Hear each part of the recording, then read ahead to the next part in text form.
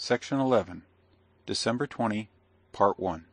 I am grateful to your love, Wilhelm, for having repeated your advice so seasonably.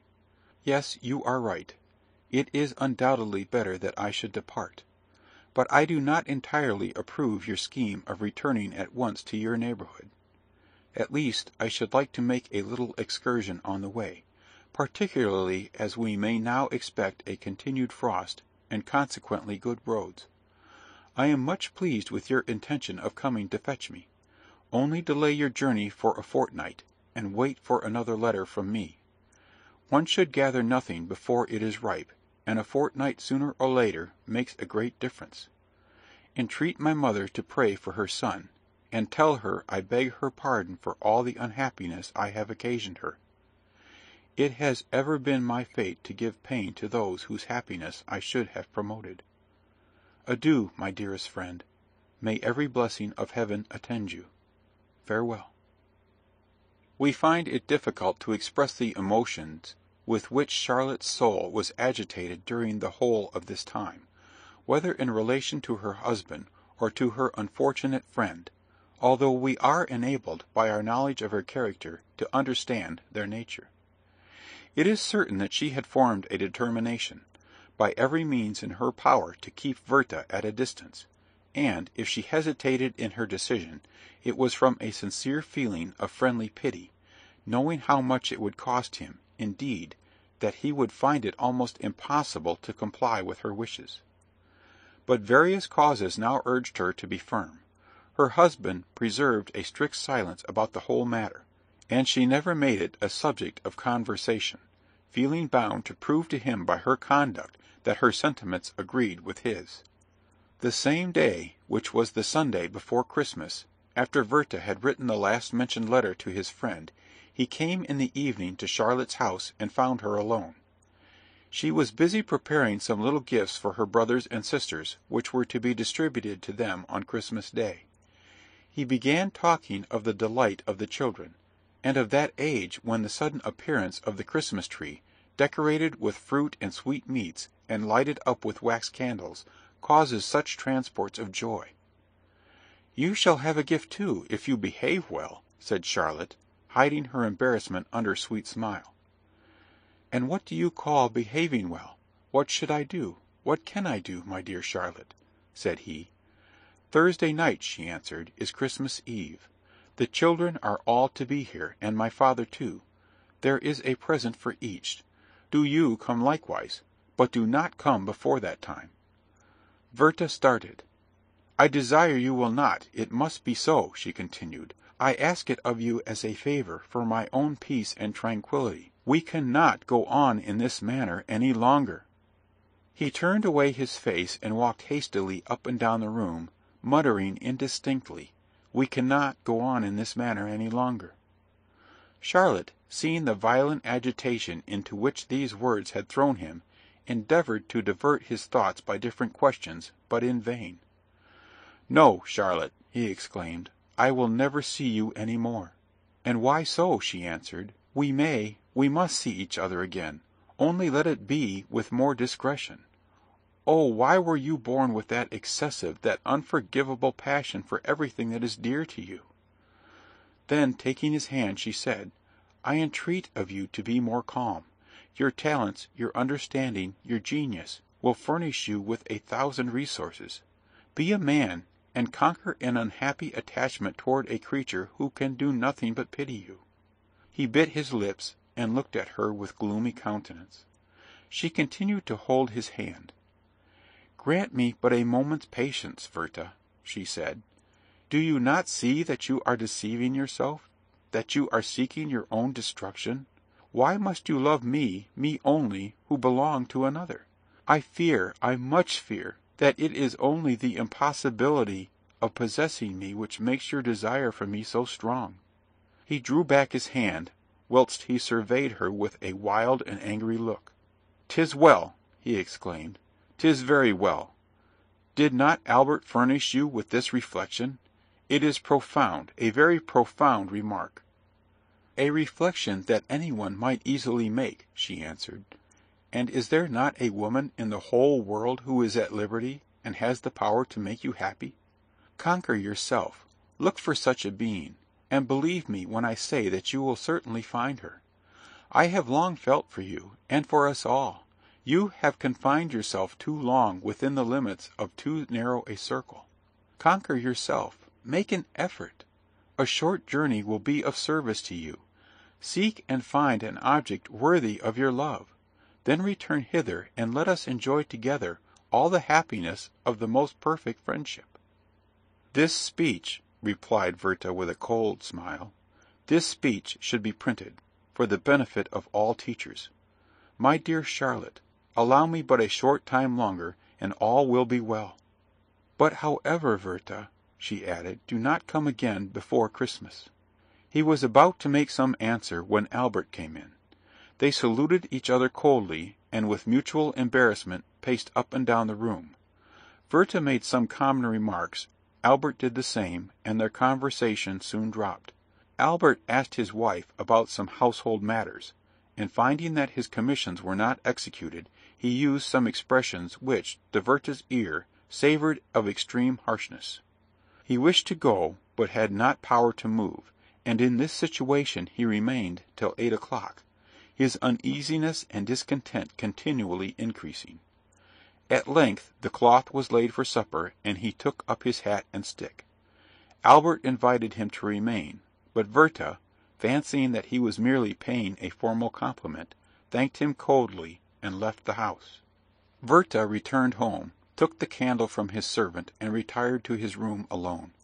He talked for some time with great earnestness to himself, wept aloud, walked in a state of great excitement through his chamber, till at length, without undressing, he threw himself onto the bed, where he was found by his servant at 11 o'clock, when the latter ventured to enter the room, and took off his boots.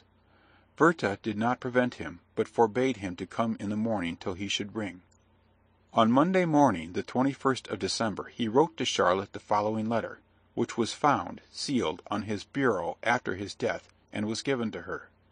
I shall insert it in fragments, as it appears, from several circumstances, to have been written in that manner. It is all over, Charlotte. I am resolved to die. I make this declaration deliberately and coolly, without any romantic passion, on this morning of the day when I am to see you for the last time. At the moment you read these lines, O best of women, the cold grave will hold the inanimate remains of that restless and unhappy being, who, in the last moments of his existence, knew no pleasure so great as that of conversing with you. I have passed a dreadful night, or rather, let me say, a propitious one, for it has given me resolution, it has fixed my purpose. I am resolved to die. When I tore myself from you yesterday, my senses were in tumult and disorder, my heart was oppressed, hope and pleasure had fled from me for ever, and a petrifying cold had seized my wretched being. I could scarcely reach my room. I threw myself on my knees, and heaven, for the last time, granted me the consolation of shedding tears. A thousand ideas, a thousand schemes arose within my soul, till at length one last fixed final thought took possession of my heart. It was to die. I lay down to rest, and in the morning, in the quiet hour of awakening, the same determination was upon me, to die. It is not despair, it is conviction that I have filled up the measure of my sufferings, that I have reached my appointed term, and must sacrifice myself for thee. Yes, Charlotte, why should I not avow it? One of us three must die. It shall be Werther. O beloved Charlotte, this heart, excited by rage and fury, has often conceived the horrid idea of murdering your husband, you, myself. The lot is cast at length, and in the bright quiet evenings of summer, when you sometimes wander toward the mountains, let your thoughts then turn to me. Recollect how often you have watched me coming to meet you from the valley. Then bend your eyes upon the churchyard which contains my grave, and by the light of the setting sun, mark how the evening breeze waves the tall grass which grows above my tomb.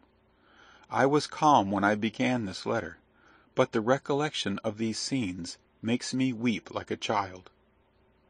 About 10 in the morning Werther called his servant, and whilst he was dressing told him that in a few days he intended to set out upon a journey, and bade him therefore lay his clothes in order, and prepare them for packing up, call in all his accounts, fetch home the books he had lent, and give 2 months' pay to the poor dependents who were accustomed to receive from him a weekly allowance.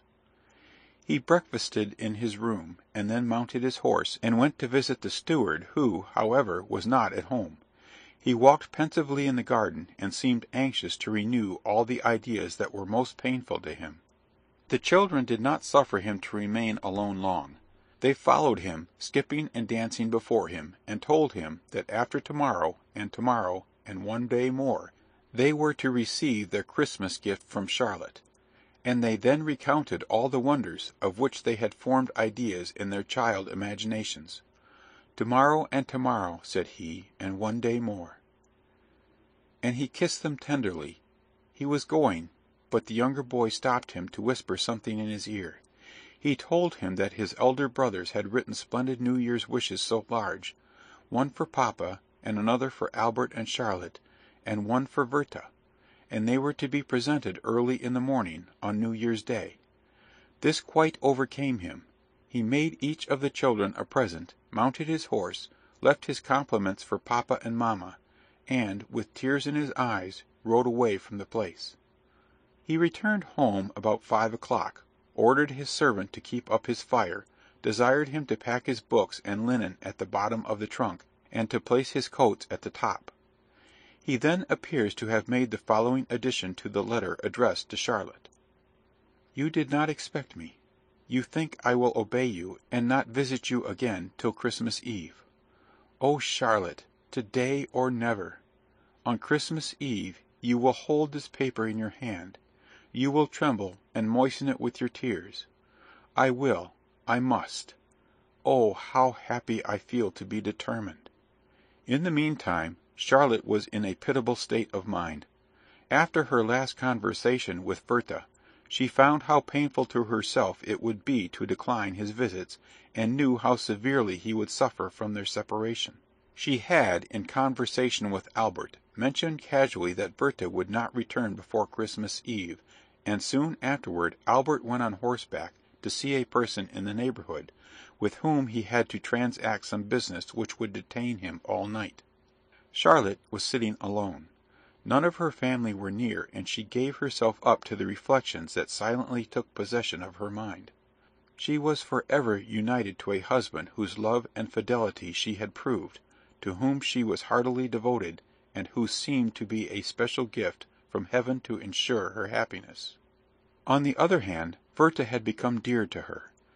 There was a cordial unanimity of sentiment between them from the very first hour of their acquaintance, and their long association and repeated interviews had made an indelible impression upon her heart.